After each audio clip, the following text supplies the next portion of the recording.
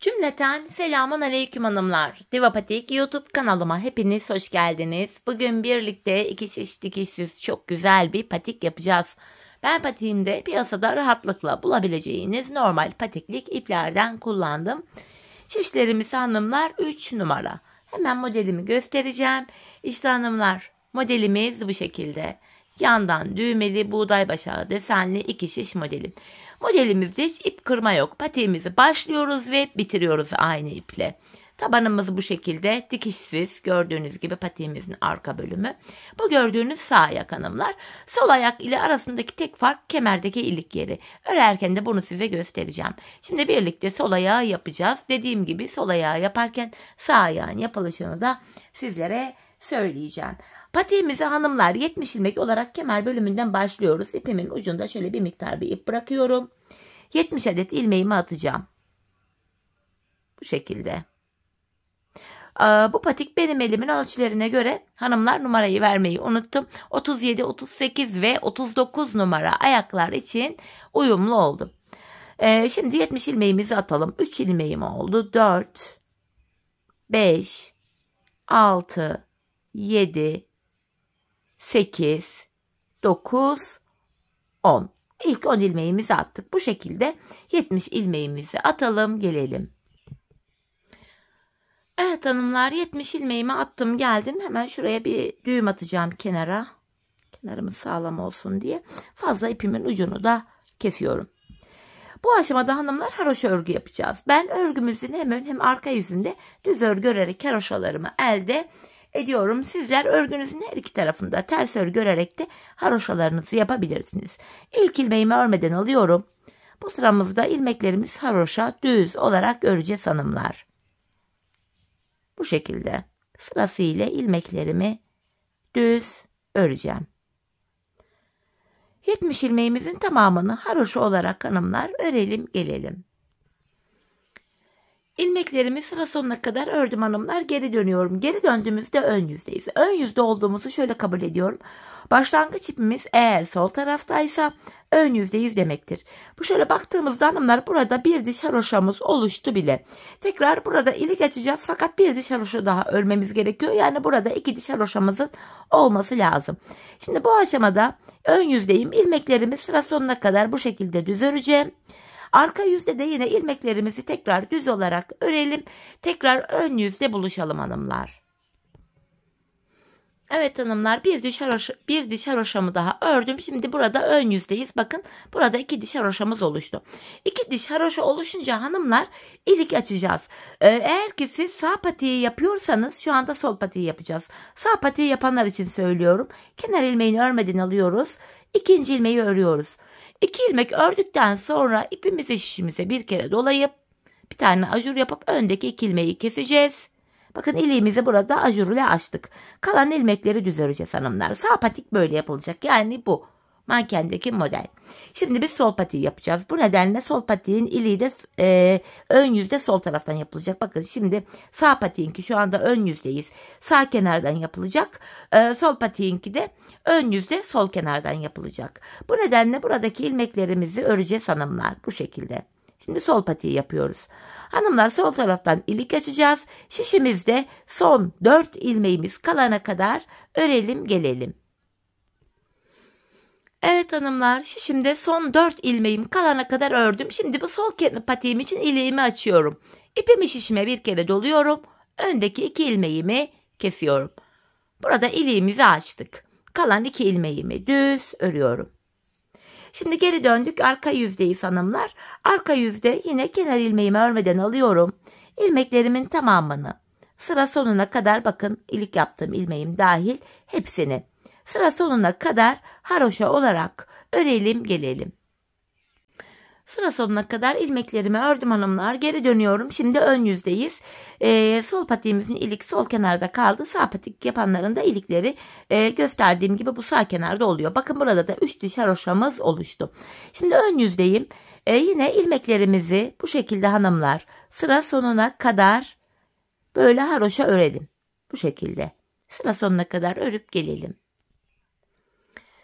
Evet hanımlar, ilmeklerimi sıra sonuna kadar ördüm. Şimdi bakın ön yüzde 3 diş haroşa var. Geri döneceğiz. Arka yüzde de ilmekleri örünce önde 4 diş haroşa olacak.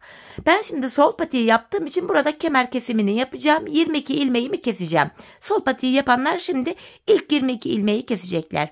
Sağ patiği yapanlar da hanımlar, bakın şu an arka yüzdeyiz. Arka yüzde ilmeklerin tamamını örecekler. Ön yüze döndüklerinde bakın şu ilik açtığımız yerin üstüne, hani sağ tarafa ilik açtık sağ patikte, bu iliğin üstündeki ilmekli 22 ilmeği kesecekler ön yüzde. Tekrar ediyorum, şu anda ben sol patiği yapıyorum. Geri döndüm. Şimdi arka yüzdeyim.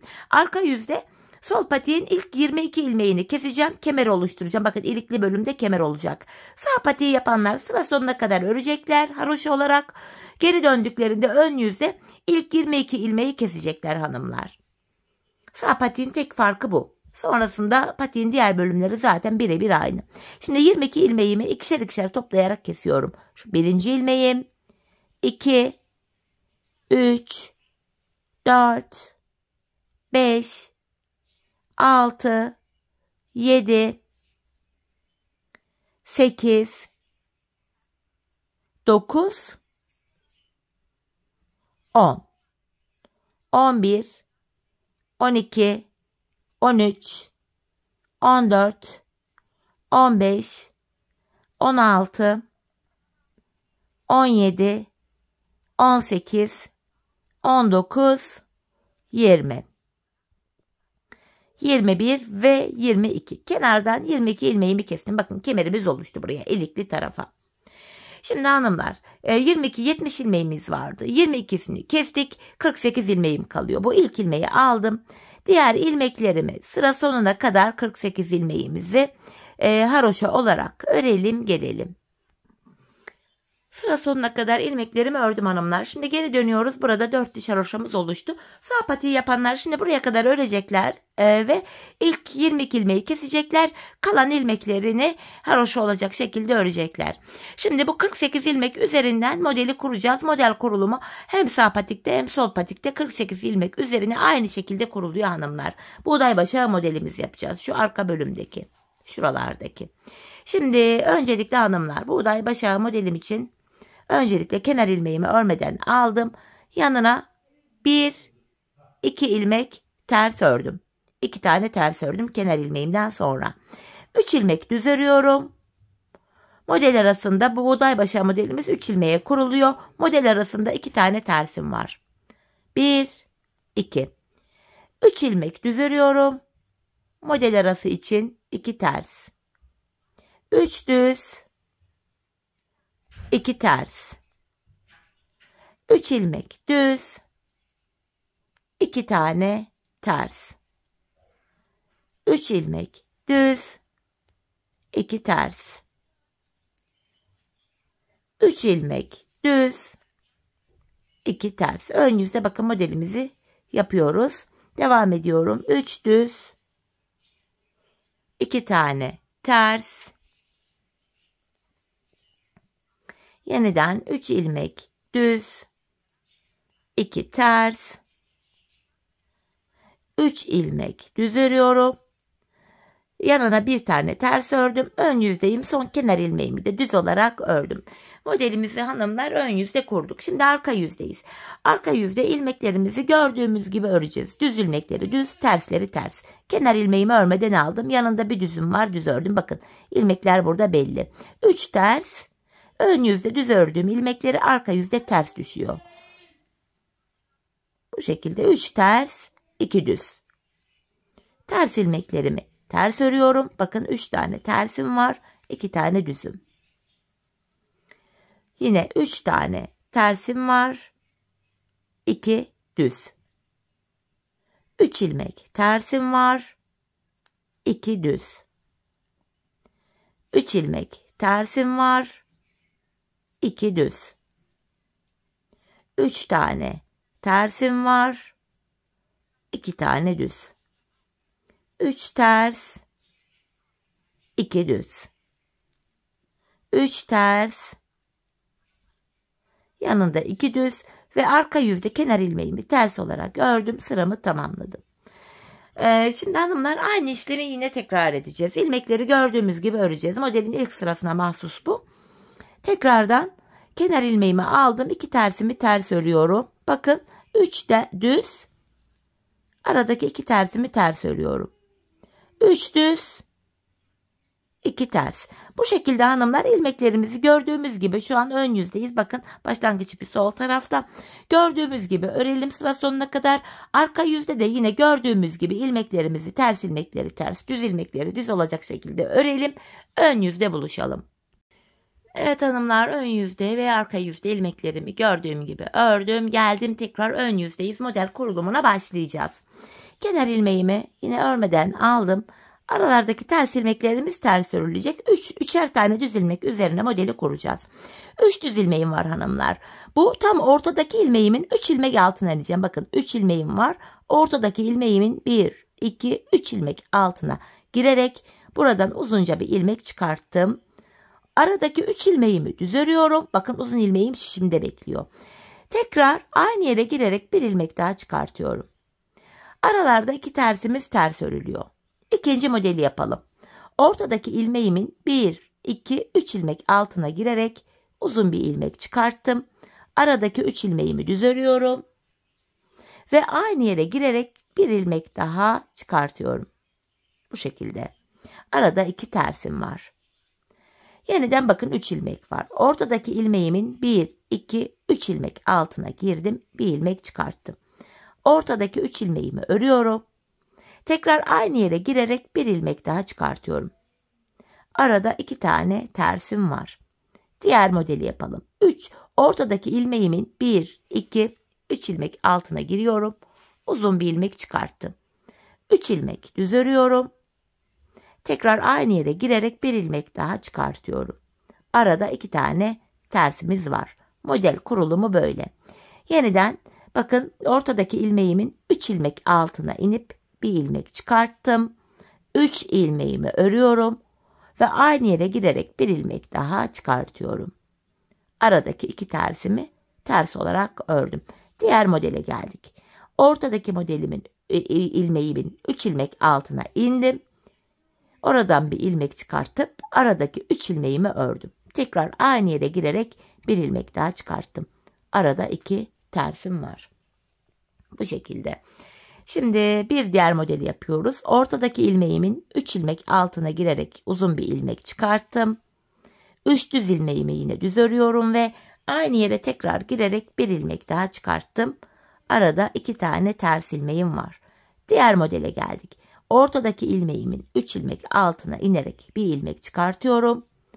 Aradaki 3 ilmeğimi düz ördüm. Tekrar aynı yere girerek bir ilmek daha çıkartıyorum. Arada 2 tersim var. Yeniden son modeli yapacağız. Ortadaki ilmeğimin 3 ilmek altına inerek bir ilmek çıkarttım. 3 ilmek düz örüyorum ve aynı yere tekrar girerek bir ilmek daha çıkarttım.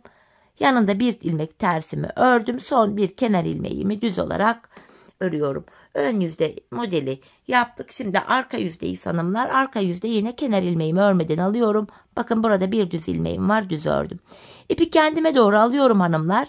Alttan çıkarttığım uzun ilmeği örmeden alıyorum. Aradaki 3 ilmeği ters örüyorum. Yine ip benden tarafta, diğer uzun ilmeği de örmeden sağ şişime aldım. Aralarda 2 ilmek düzüm var. Ön yüze ters düşüyor zaten bunlar. Uzun ilmeği örmeden aldım. 3 ilmeği ters örüyorum. Diğer uzun ilmeği de örmeden aldım. Arada 2 tersim var. Bu sırada yine ilmekleri gördüğümüz gibi örüyoruz. Tek fark şu. Ön yüzde alttan çıkarttığımız uzun ilmeklerimizi örmeden sağ şişimizi alıyoruz hanımlar. Bu şekilde uzun ilmeğimi yine sağ şişime aldım. Yanında 2 düzüm var. Sıra sonuna kadar ilmeklerimizi gördüğümüz gibi örüyoruz. Sadece ön yüzde alttan çıkarttığımız uzun ilmekleri örmeden sağ şişimize alıyoruz. Bakın yine uzun ilmeğimi örmeden aldım. 3 ilmek ters örüyorum ve diğer uzun ilmeği de örmeden aldım. Arada 2 düzüm var.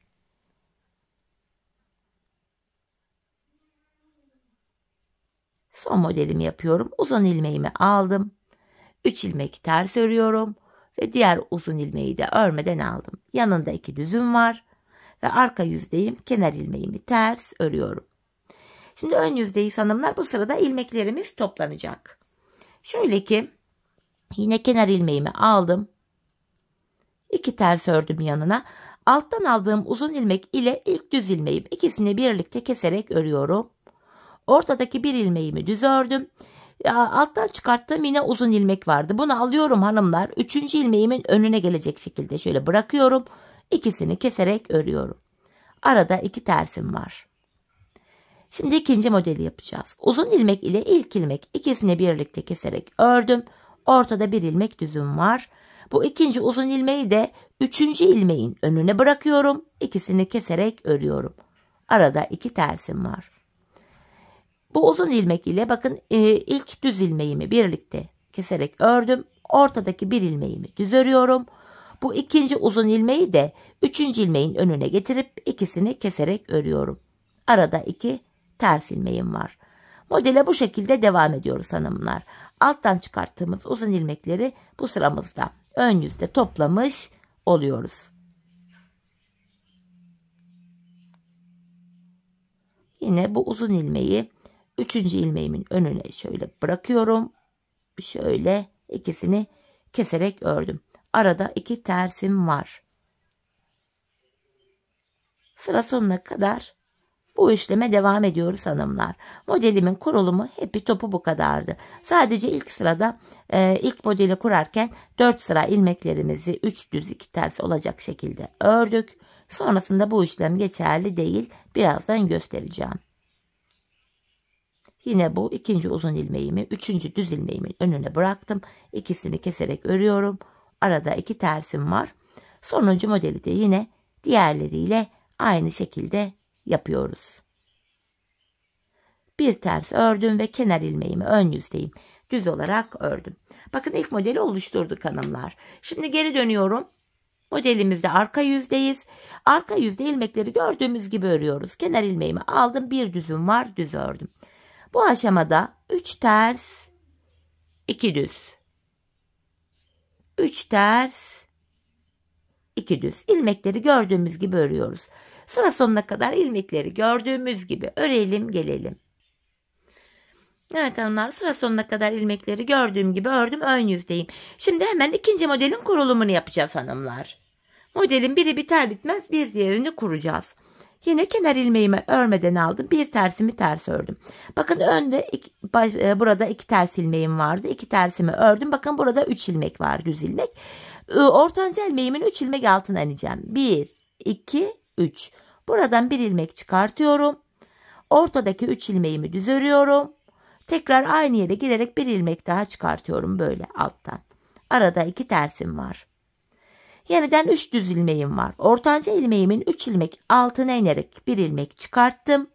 Ortadaki 3 ilmeğimi düz örüyorum ve tekrar aynı yere batarak bir ilmek daha çıkarttım. Arada 2 ters ilmeğim var. Yine bakın 3 ilmeğim var. Ortadaki ilmeğimin 3 ilmek altına inerek bir ilmek çıkartıyorum. 3 ilmek düz örüyorum ve tekrar aynı yere girerek bir ilmek çıkartıyorum. Arada 2 ters ilmeğim var. Yine ortadaki düz ilmeğimin 3 ilmek altına inerek bir uzun ilmek çıkarttım. 3 ilmek düz örüyorum ve aynı yere tekrar girerek bir ilmek çıkartıyorum. Arada yine 2 tersimiz var. Hanımlar, model kurulumu bu şekilde oluyor. Diğer modellerimizi de aynı şekilde örelim gelelim. Evet hanımlar, sıra sonuna kadar modelimi kurdum. Şimdi arka yüzdeyiz. Arka yüzde yine ilmekleri gördüğümüz gibi öreceğiz. Ön yüzde çıkarttığımız uzun ilmekleri bakın ipi kendime doğru aldım. Örmeden sağ şişimi alacağım. Aradaki 3 ilmeğimi ters ördüm. Yine uzun ilmeğimi örmeden sağ şişimi aldım. Arada 2 düz ilmeğim var. Yeniden uzun ilmeğimi örmeden alıyorum. Bu 3 ilmeğimi ters ördüm. Tekrar uzun ilmeğimi örmeden sağ şişimi aldım. Arada 2 düz ilmeğim var. Bu şekilde hanımlar yine ilmekleri gördüğümüz gibi öreceğiz. Arka yüzde sadece ön yüzde çıkartmış olduğumuz uzun ilmeklerimizi örmeden sağ şişimize alacağız. Bu şekilde arka yüzde ilmeklerimizi örüyoruz. Yine bakın uzun ilmeğimi örmeden aldım. Aradaki 3 ilmeğimi ters örüyorum ve yine uzun ilmeğimi örmeden sağ şişime aktardım. 2 ilmek düzüm var. Sıra sonuna kadar bu şekilde ilmeklerimizi gördüğümüz gibi örüyoruz. Arka yüzde model kurulumu falan yok hanımlar. Arka yüzde ilmeklerin tamamı gördüğümüz gibi örülüyor. Yine burada 2 düzüm var. Tekrar uzun ilmeği örmeden aldım. Aradaki 3 ilmeği ters örüyorum ve yine uzun ilmeği örmeden aldım. 2 tane düzüm var ve kenar ilmeğimi ters ördüm. Şimdi ön yüzdeyiz. Yine ön yüzde bir önceki sırada çıkarttığımız ilmeklerimizi toplayacağız hanımlar. Kenar ilmeğimi alıyorum. Yanına 2 tane tersim var. Ters ördüm. Bakın uzun ilmeğim ile ilk düz ilmeğimi birlikte kesiyorum. Ortadaki ilmeğimi düz ördüm. Bu ikinci uzun ilmeğimi de üçüncü düz ilmeğimin önüne getirip ikisini keserek örüyorum. Arada 2 tane tersim var. Yine uzun ilmek ile yanındaki düz ilmeği birlikte kestim. Bir ilmek düz örüyorum ve diğer uzun ilmeği de üçüncü ilmeğin önüne getirip ikisini keserek örüyorum. Arada 2 tane tersimiz var. Bakın uzun ilmeğim önündeki düz ilmekle birlikte ördüm. Bir ilmek düz örüyorum ve bu ikinci uzun ilmeği de üçüncü ilmeğimin önüne getirip ikisini keserek örüyorum. Aralarda 2'şer tersimiz var. İlmekleri bu şekilde topluyoruz hanımlar. Sıra sonuna kadar modelimizi aynı şekilde tamamlayalım gelelim. Evet hanımlar, sıra sonuna kadar modelimi yaptım. Arka yüzdeyim. Arka yüzde yine ilmeklerimizi gördüğümüz gibi öreceğiz. Düz ilmeklerimizi düz, ters ilmeklerimizi ters olacak şekilde. 3 ters, 2 düz, 3 ters, 2 düz. Bu şekilde sıra sonuna kadar ilmeklerimizi gördüğümüz gibi örelim gelelim. Evet hanımlar, arka yüzde ilmeklerimi ördüm geldim. Şimdi ön yüzdeyiz. Tekrar aynı modeli kuracağız hanımlar. Model bu şekilde devam ediyor. Biri biterken bir diğerini başlatıyoruz. Kenar ilmeğimi aldım. 2 tersimi örüyorum. Yine bakın ortada 3 ilmeğim var. Ortanca ilmeğimin 3 ilmek altına inerek bir ilmek çıkartıyorum. Ortaya 3 ilmek düz örüyorum. Ve aynı yere tekrar girerek bir ilmek daha çıkartıyorum. Arada 2 tersim var. Yine aynı modeli yapıyoruz. Ortadaki ilmeğimin 1, 2, 3 ilmek altına inerek bir ilmek çıkarttım. 3 ilmek düz örüyorum ve tekrar aynı yere girerek bir ilmek daha çıkartıyorum. Aradaki 2 ilmeğimiz ters. Bu şekilde hanımlar 3. modeli de başlattık. 3. model biter bitmez 4. modele başlayacağız. 4. model biter bitmez 5.'ye başlayacağız. Bu modelimin ilk sırasıydı. Arka yüzde yine ilmekleri gördüğümüz gibi öreceğiz. Uzun ilmekleri örmeden alacağız. Ön yüzde uzun ilmekleri keseceğiz, toplayacağız. Arka yüzde ilmekleri gördüğümüz gibi öreceğiz ve bir diğer modele geçeceğiz ön yüzde. Model böyle ilerliyor. Bakın zaten şurada göstereyim. 1, 2, 3. modele birlikte başladık. Ben bu patiğimin şu arka bölümünü hanımlar şöyle toplamda kaç tane model yaptım hemen sayarak göstereyim. Şu buğday başaklarını sayıyorum. 1, 2, 3, 4, 5, 6, 7. Toplamda 7 tane buğday başağı modelini yaptım. Ardından taban kesimine geçtim. Şimdi bu bölümde hanımlar dediğim gibi ilk ikisini yaptık. 3.'yü başlattık. Bu şekilde toplamda 7 tane buğday başağı desenimiz olana kadar örelim gelelim. Ardından birlikte taban kesimini yapacağız. Evet hanımlar, patiğimin arka bölümünü tamamladım. Geldim. Burada 7 tane buğday başağı desenim var. 1, 2, 3, 4, 5, 6, 7. Şimdi patiğimizin şu taban kısmını öreceğiz. Taban kısmında haroşa örgü uygulaması yapacağız ve 10 ilmekten oluşuyor hanımlar bu bölüm. Bu bölümde orta kısma tam 10 ilmek ayırınca şişimizde 48 ilmek vardı. 10 ilmek orta kısma taban kısmına ayırınca geriye 38 ilmek kalıyor. 38 ilmeği de iki yana eşit olarak paylaştırınca yanlara 19'ar ilmek düşüyor. Öncelikle hanımlar ilk 19 ilmeğimi öreceğim. Şu kenar ilmeğim 1, 2, 3, 4, 5, 6, 7, 8, 9, 10, 11, 12, 13, 14, 15, 16, 17, 18, 19. 19 ilmeğimi ördüm. Şimdi taban için bir 10 ilmek daha öreceğim. 1, 2, 3, 4, 5, 6, 7, 8, 9, 10. Saydığımızdan hanımlar sol kenarda da burada da 19 ilmek kalıyor. 10 tane taban ilmeğimi ördükten sonra geri dönüyorum. Bu aşamada ipimiz hep karşıda olacak ve ilk ilmeği örmeden alacağız. Bakın ilkini örmeden aldım. İkinciyi örüyorum. 3, 4, 5, 6, 7, 8, 9 ilmek ördüm. 10. ilmeği örerken yandan da bir ilmek alıyorum. İkisini keserek örüyorum. 9 ilmek ördük. 10. da kesim yaptık. Şimdi geri dönüyorum hanımlar. Yine ipim karşıda, ilk ilmeği örmeden aldım. Tekrar 9 ilmek öreceğim. Şu ikinci ilmeğim. 3, 4, 5, 6, 7, 8, 9. 10. ilmeği örerken yandan da bir ilmek alıyorum. İkisini kesiyorum. Geri döndüm. Yine ipim karşıda, ilk ilmeği örmeden aldım. Şu ikinci ilmeğim. 3, 4, 5, 6, 7, 8, 9 ilmek ördüm. 10. ilmeği örerken yandan da bir ilmek alıp ikisini kesiyorum. Geri dönüyoruz hanımlar. Yapacağımız işlem bu. İlk ilmeği örmeden alıyoruz ve ipimiz hep karşıda oluyor. Ardından 9 ilmek örüyoruz. 4 oldu. 5, 6, 7, 8, 9. 10. ilmeği örerken yandan da bir ilmek alıyoruz. Kesimimizi yapıyoruz. Taban kesimi bu şekilde yapılacak hanımlar. Biz bu işleme tabandaki taban kesimine sağ ve sol tarafta kalan şu ilmekler bitene kadar devam edeceğiz. Kesim sonunda şişimizde sadece tabanda kullandığımız 10 ilmek kalacak. Şimdi patiğimizin tabanını sizlere tarif ettiğim gibi örelim gelelim. Evet hanımlar, 10 ilmek ile patiğimin tabanını ördüm geldim. Şimdi sadece 10 ilmeğim kaldı. Bu aşamada hanımlar patiğimizin şu bölümlerini yapacağız. Yanlardan ilmek çıkaracağız. Şimdi 10 ilmeğim vardı. Şu kenardan hanımlar bakın, kenar ilmek yerleri var. Şöyle ilmeğin iki kanadına birden girerek bu kenardan 10 ilmek çıkaracağım. Bakın ilkini çıkardım. Sıradaki kenar ilmek yerine gelip bir ilmek daha çıkartıyorum. 2 oldu. 3. Bakın ilmeğin iki kanadına birden giriyorum. 4. 5. 6. 7. 8. 9. 10. Bu kenardan 10 ilmeği çıkarttık. Şimdi geri dönüyorum. Buralarda da haroşa örgüye devam edeceğiz. İlk ilmeğimi örmeden alıyorum. İlmeklerimi haroşa olarak öreceğim hanımlar. Sıra sonuna kadar ilmeklerimin tamamını örüyorum. 10 ilmek tabanda vardı. 10 ilmek de kenardan çıkarttık. 20 ilmeğimiz oldu. Sonuncu ilmeğimi de ördüm. Şimdi de şu kenardan kenar ilmek yerlerine girerek ilmek çıkaracağız.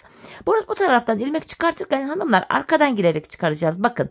Arkadan kenar ilmek yerine ilmeğin iki kanadına birden giriyorum. İlmeğimi çıkartıyorum. Bakın bir ilmek oldu. Yine sıradaki kenar ilmek yerine arka taraftan girdim. İlmeğimi çıkartıyorum. 2. Yine kenar ilmek yerine ilmeğin iki kanadına birden girerek ilmeğimi çıkartıyorum. 3 oldu. Şu 4. ilmeğim. Şu 5. ilmeğim. Yine arkadan giriyorum. 6. 7. 8. 9. Ve bir tane daha çıkarttım 10. 10 ilmek de bu kenardan çıkarttım. Şişimizde toplam 30 ilmeğimiz oldu. 10 ilmek ortada vardı. 10 ilmek diğer kenardan çıkarttık. 10 da buradan 30. 30 ilmek üzerinden hanımlar haroşalarımızı öreceğiz artık. Şöyle ilk ilmeğimi aldım. İlmeklerimi haroşa yani düz olarak örüyorum. Sıra sonuna kadar öreceğim hanımlar. Patiğimizin taban bölümünü yapıyoruz şu anda.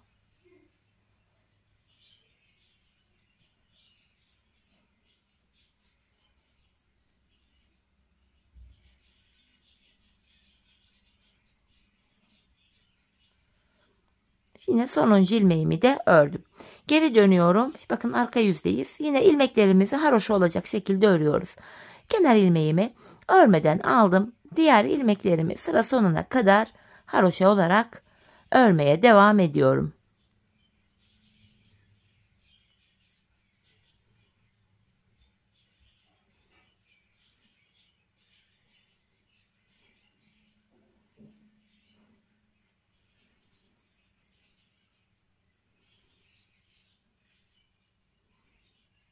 Sonuncu ilmeğimi de ördüm. Şöyle baktığımız anda hanımlar bu sol kenara değil sol kenarda 2 diş haroşa görünüyor ama sağda 1. Sağ taraftaki haroşayı dikkate alacağız. Burada 2 diş haroşa görünmesinin sebebi de hani ilk ilmekleri buradan çıkartmıştık sağ kenardan. O yüzden bir tane fazla görünüyor. Biz bu sol tarafı baz alacağız. Hanımlar patiğimizin bu sol kenarından itibaren saydığımızda buraya 15 diş haroşa öreceğiz. 15 sıra. Bakın burada 1 diş haroşa görünüyor. Burada toplam 15 diş haroşa olması gerekiyor. Şimdi 30 ilmek ile 15 sıra 15 diş haroşamızı örelim gelelim.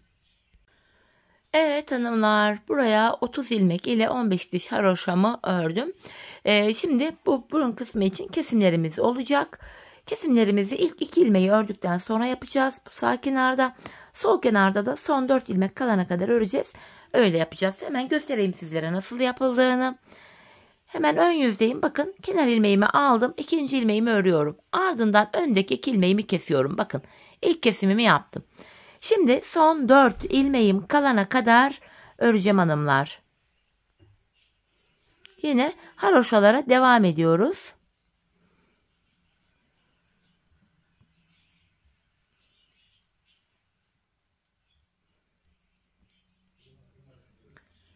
Bu şekilde bakın son 4 ilmeğim kaldı. Şimdi öndeki 2 ilmeğimi keserek örüyorum. Bakın sol kenarda da kesimimi yaptım. Kalan 2 ilmeğimi düz örüyorum. 30 ilmek vardı. 1 ilmek sağdan 1 ilmek de soldan kestik. 28 ilmeğimiz kaldı. Şu an arka yüzdeyim. Arka yüzde kesim işlemi yok hanımlar. İlmeklerimizin tamamını normal haroşa olarak öreceğiz. Kesim işlemini sadece ön yüzde yapacağız. Arka yüzde ilmeklerimin tamamını haroşa olarak örüyorum.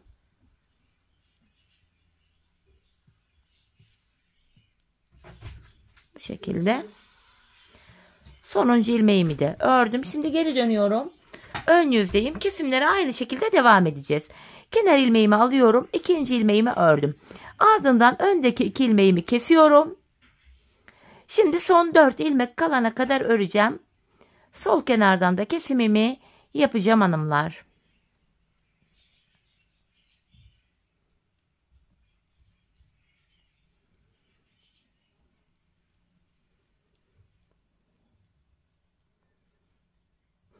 Pardon şöyle bakın son 4 ilmeğim kaldı. Buradaki 2 ilmeği keserek örüyorum. Kalan 2 ilmeğimi düz örüyorum. 2 ilmek daha kestik. Böylece 26 ilmek kaldı. Şimdi arka yüzde hanımlar 26 ilmeğin tamamını normal haroşa olarak öreceğiz. Bu şekilde. Sıra sonuna kadar ilmeklerimizi haroşa örelim gelelim. Evet hanımlar sıra sonuna kadar ilmeklerimi ördüm. Yeniden ön yüzdeyiz. Ön yüzde kesimlere devam ediyoruz. Kenar ilmeğimi aldım. İkinci ilmeğimi örüyorum. Ardından şu öndeki 2 ilmeğimi keserek örüyorum. Şimdi son 4 ilmeğim kalana kadar öreceğim. Sol kenardan kesimimi yapacağım. Kesim işlemi bu şekilde yapılacak hanımlar.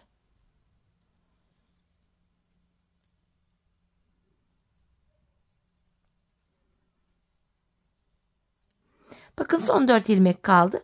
Bu 2 ilmeği keserek örüyorum ve kalan 2 ilmeğimi düz ördüm. Şişimizde böylece 24 ilmeğimiz kaldı. Şimdi yapacağımız işlem şu. Geri döneceğiz. Arka yüzde ilmekleri haroşa öreceğiz. Ön yüzde yine aynı şekilde kesimlere devam edeceğiz. Biz bu kesme işlemine şişimizde 10 ilmek kalana kadar devam edeceğiz hanımlar. Şimdi hep birlikte 10 ilmek kalana kadar kesimimizi yapalım gelelim. Evet hanımlar, patiğimin burun kısmında 10 ilmeğim kalana kadar ilmeklerimi kestim. Arka yüzde 10 ilmeğimi haroşa ördüm geldim. Şimdi patiğimizin artık bu üst bölümüne geçiyoruz. Hem üst bölümü yapacağız hem de bu aşamada bu üst bölüm şu altlara eklenecek hanımlar. İlmek sayıları artacak. Bunu da şöyle yapacağız. 10 ilmeğimiz vardı. Bu aşamada bakın şurada kenar ilmek yerlerimiz var. Bakın ilk kenar ilmek yerim şurada. Bu ilmeğin 2 kanadına birden girerek buradan bir ilmek çıkarttım. Şişimde 10 ilmeğim vardı. 10 ilmeğimi yine haroşa öreceğim. Şişimizde 11 ilmek oldu. Bir ilmek de yandan çıkarttık. 11 ilmek oldu. Bu ilmek çıkartma işlemini ön yüzde yapıyoruz hanımlar. İlk ilmeği sağ kenardan, ikinciyi de sol kenardan çıkaracağız. Şişimdeki ilmekleri ördüm. Şimdi de bu kenarda bakın kenar ilmek yerim. İlmeğin 2 kanadına birden girerek ilmeğimi çıkarttım. 12 ilmek oldu. Geri dönüyorum. Şimdi arka yüzdeyiz yine.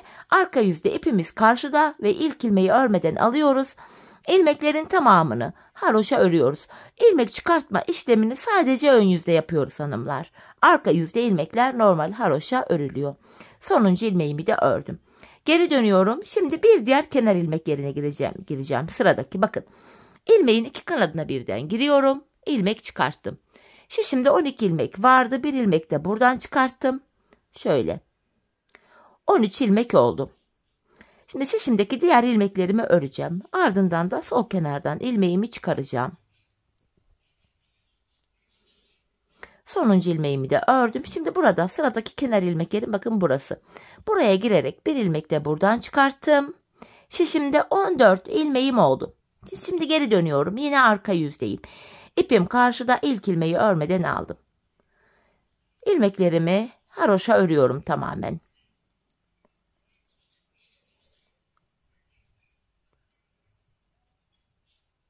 Sonuncu ilmeğimi de ördüm. Şimdi geri dönüyorum. Yine ön yüzdeyim. Bir sonraki kenar ilmek yerine gireceğim. Bakın yeri şurası. Buraya girerek buradan bir ilmek çıkarttım. Şimdi de 15 ilmeğimiz oldu. Şişimdeki ilmeklerin hepsini öreceğim.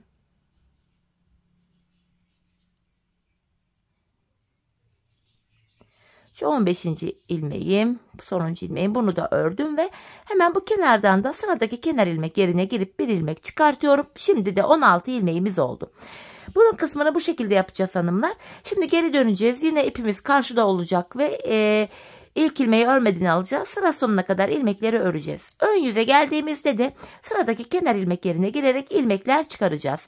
Hanımlar biz bu işleme şu anda şişimizde 16 ilmek oldu. Şişimizde 22 ilmeğimiz olana kadar devam edeceğiz.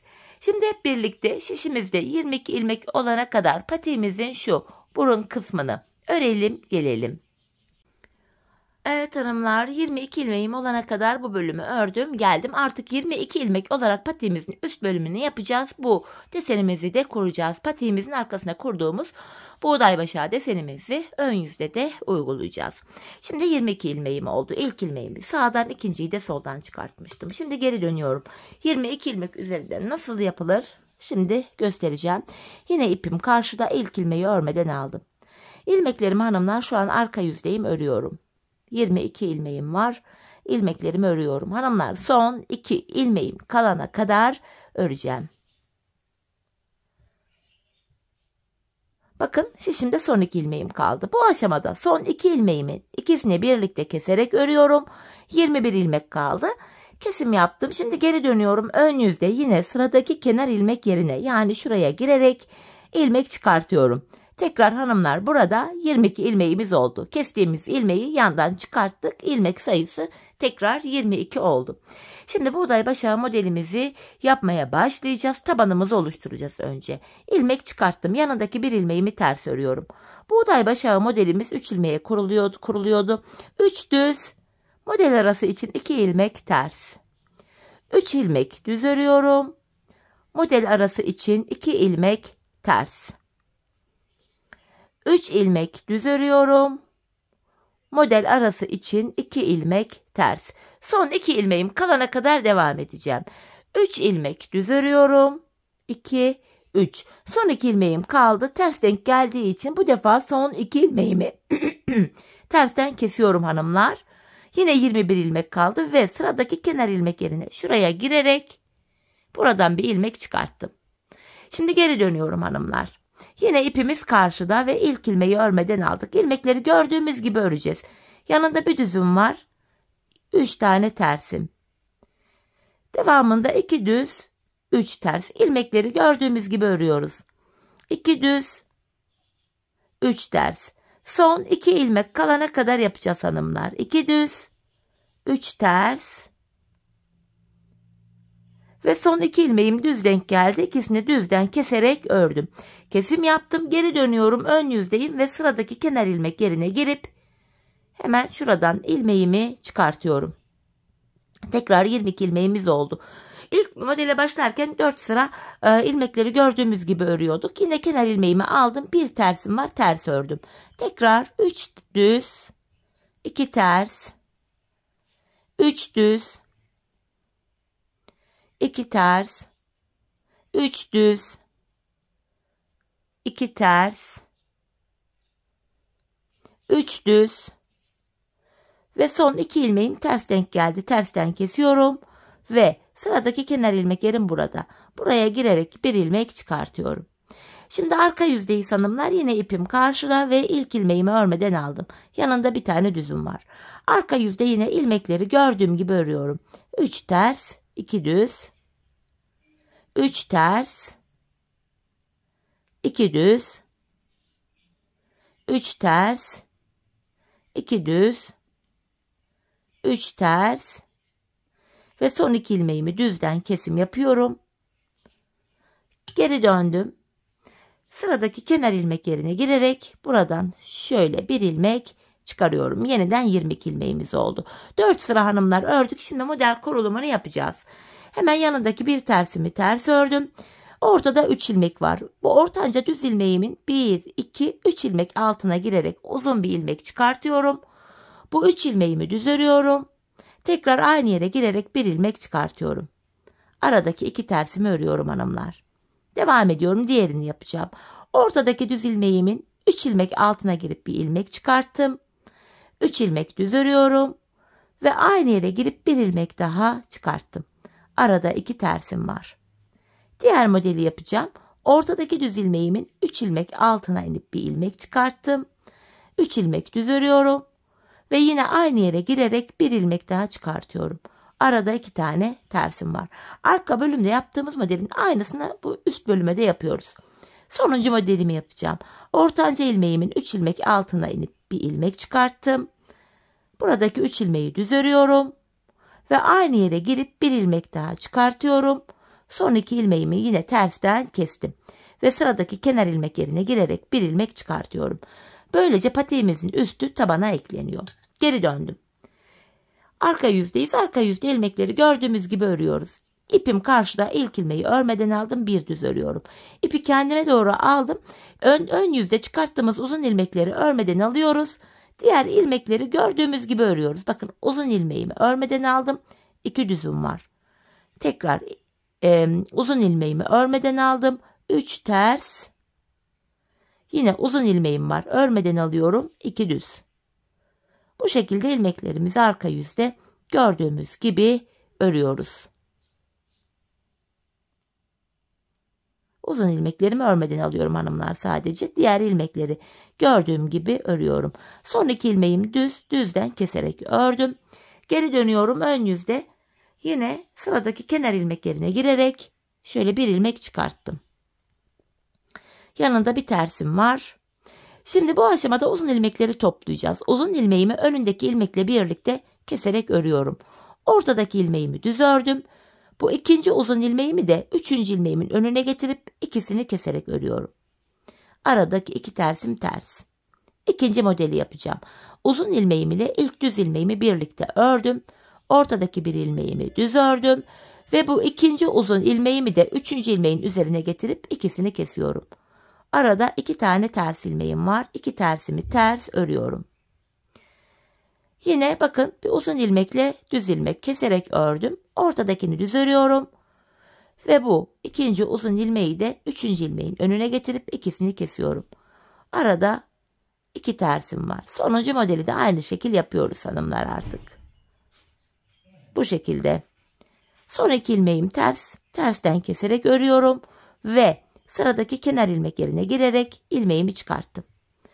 Modeli tamamladık hanımlar. İlk modeli arka yüzdeyim. İpim karşıda, ilk ilmeği örmeden aldım. Bir düz. Yanında 3 tersim var. İlmekleri gördüğüm gibi örüyorum. 2 düz, 3 ters, 2 düz, 3 ters, 2 düz, 3 ters. Son 2 ilmeğimi düzden keserek örüyorum. Geri döndüm ön yüzde. Yine sıradaki kenar ilmek yerine girerek ilmeğimi çıkartıyorum. İlk modeli bitirdik. Şimdi hemen ikinci modele başlayacağız hanımlar. Bir tersimi ters örüyorum. Ardından bakın önde 3 ilmeğim var. Ortanca ilmeğimin 3 ilmek altına inip ilmek çıkartıyorum. 3 ilmek düz örüyorum. Ve tekrar aynı yere girip bir ilmek daha çıkartıyorum. Şöyle. İlk modeli yaptık. Arada 2 tersim var. Yine bu ortada 3 düz ilmeğim var. Ortadaki ilmeğimin 3 ilmek altına inerek bir ilmek çıkarttım. 3 ilmeği düz örüyorum. Tekrar aynı yere girerek bir ilmek daha çıkartıyorum. Arada yine 2 tersim var. Diğer modeli yapacağım. Ortadaki ilmeğimin 3 ilmek altına inip bir ilmek çıkartıyorum. 3 ilmeği düz örüyorum. Tekrar aynı yere girip bir ilmek daha çıkartıyorum ve aradaki 2 ilmeğimi ters örüyorum. Sonuncu desenime geldim. Burada bakın 3 düz ilmek var. Ortanca ilmeğimin 3 ilmek altına inerek uzun bir ilmek çıkarttım. 3 ilmeği düz örüyorum. Ardından yine aynı yere girip bir ilmek çıkartıyorum. Son 2 ilmeğimi tersten kesiyorum ve sıradaki kenar ilmek yerine girerek buradan bir ilmek çıkartıyorum. Hemen şuradan. Gördüğünüz gibi hanımlar ikinci modeli başlattık. İkinci model biter bitmez yine üçüncü modeli yapacağız. 3 biter bitmez 4'ü yapacağız. Bu şekilde devam edeceğiz. Biz bu işlemi hanımlar şurada son kenar ilmek yerlerine gelene kadar devam edeceğiz. Ben o aşamaya kadar toplamda kaç tane buğday başağı yaptım sayalım. 1, 2, 3, 4, 5, 6, 7, 8 tane buğday başağı modeli yaptım. Dediğim gibi şuralarda bakın şu bölümde son kenar ilmek yerlerine gelene kadar bunu yapmamız gerekiyor. Yanları bu üst bölümü tabana ekleyerek gidiyoruz. Şimdi hanımlar hep birlikte bu üst bölümü sizlere gösterdiğim gibi tamamlayalım. Gelelim ardından bu kemerin geçtiği kısmı birlikte yapalım. Evet hanımlar patiğimin ön bölümünü yaptım. Geldim burada toplam 8 tane buğday başağı desenim var. 1, 2, 3, 4, 5, 6, 7 ve 8. Bu şekilde hanımlar ön yüzde en son model kurulumunu yaptık. Arka yüzde kesim yapacağız hanımlar. Yani şöyle göstereyim. Bu yanlardan ilmekler keseceğiz ve ortadaki bu kemerimizin geçtiği bölümü haroşalı bölümü yapacağız. Burası 8 tane ilmekten oluşuyor. 8 ilmek haroşamız var. Şişimizde 22 ilmek vardı. Bu orta kısım için 8 ilmeği çıkarınca geriye 14 ilmek kalıyor. 14 ilmeği de yanlardan 7'şer ilmek keserek elde edeceğiz. Şimdi arka yüzde kesimlerimi yapacağım hanımlar. 7 ilmeğimi bakın tersten kesim yapıyorum. Arka yüzdeyim. Şu birinci ilmeğim. Şu ikinci ilmekleri ikişer ikişer toplayarak kesiyorum. Şu üçüncü. Şu dördüncü. Şu beşinci. Şu 6. Şöyle tersten kesimimi yaptım. Şu da 7. ilmeğim. 7 ilmeğimi kestim hanımlar. Şimdi orta kısma 8 ilmek haroşa öreceğim. Yani düz. Şu bakın. O şurada bir ilmek vardı. Devamında örüyorum. Şu ikinci ilmeğim. 3 4 5 6 7 8. 8 ilmek haroşa ördüm. Şimdi diğer ilmeklerimi de hanımlar arka yüzdeyim. Ters öreceğim. Çünkü diğer kenardaki kesimimizi ön yüzde yapacağız. Hani ip kesmeyelim diye. Bu şekilde yapıyorum. Sonuncu ilmeği de ters ördüm. Şimdi geri dönüyorum. 7 ilmek de bu kenardan keseceğiz hanımlar ön yüzde. Bakın şu birinci ilmeğin burada da düzden kesim yapıyorum ön yüzde olduğum için. Şu 2 3 4 5 6 ve 7. 7 ilmek de buradan kestim. Bakın ortada şu anda 1, 2, 3, 4, 5, 6, 7, 8 ilmeğimiz kaldı. Bu 8 ilmek üzerinden hanımlar artık haroşalarımızı öreceğiz. Bakın bu şekilde.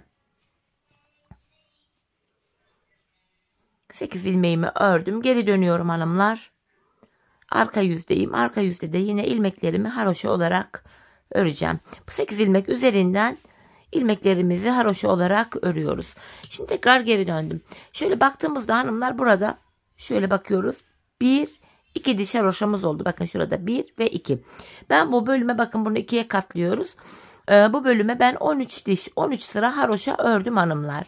Şimdi hep birlikte bu bölüme 13 diş 13 sıra haroşamızı örelim gelelim. Evet hanımlar 12 sıra haroşamı buraya ördüm ve geldim. Şimdi ilmeklerimi keseceğim. İkişer ikişer toplayarak kesimimi yapacağım.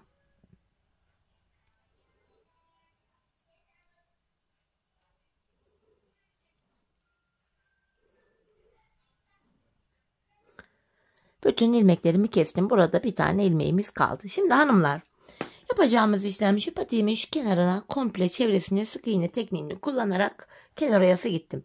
Şimdi en son bunu da tığ ile yapacağım kenar oyamı. Burası ilk köşesi olduğu için önce bir zincir çekerek başlıyorum. Hemen sıradaki kenar ilmek yerine batıyorum. İlmeğin iki kanadına birden. Devamında sık iğne tekniği ile bakın kenar oyamı yapıyorum. Bu kemer bölümünde sık iğnemizi biraz gevşek yapalım. Bakın sıradaki kenar ilmek yerlerine ilmeğin iki kanadına birden batarak sık iğnemi yapıyorum. Yani kenar oyamı yapıyorum. Bu şekilde dolanacağız hanımlar buraları.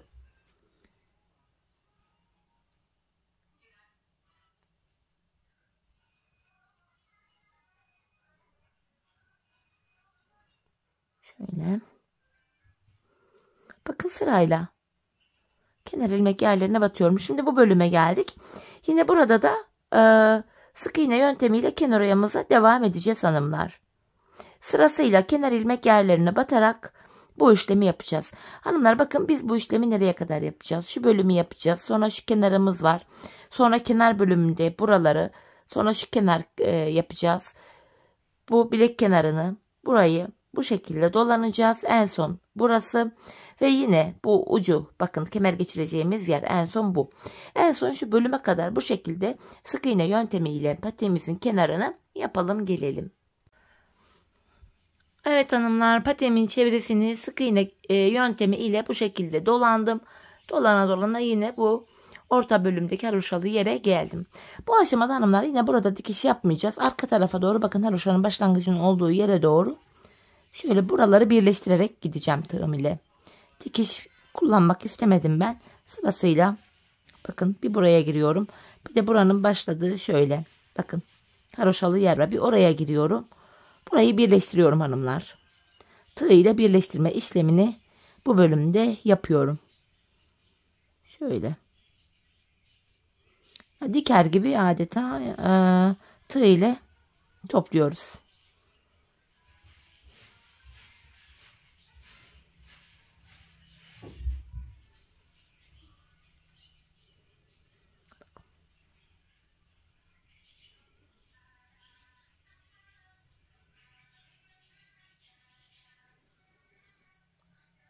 Son bir kenar ilmek yeri kaldı. Buraya da giriyorum.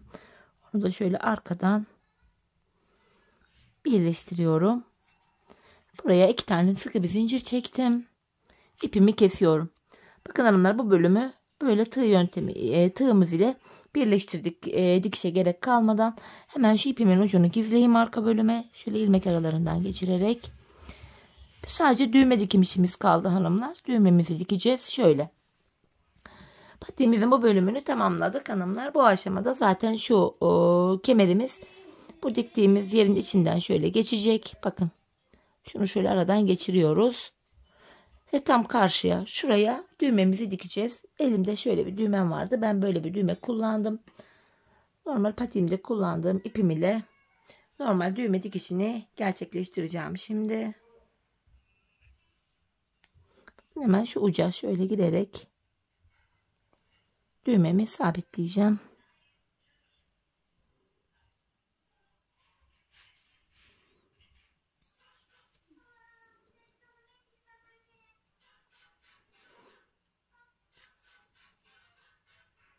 Bu şekilde.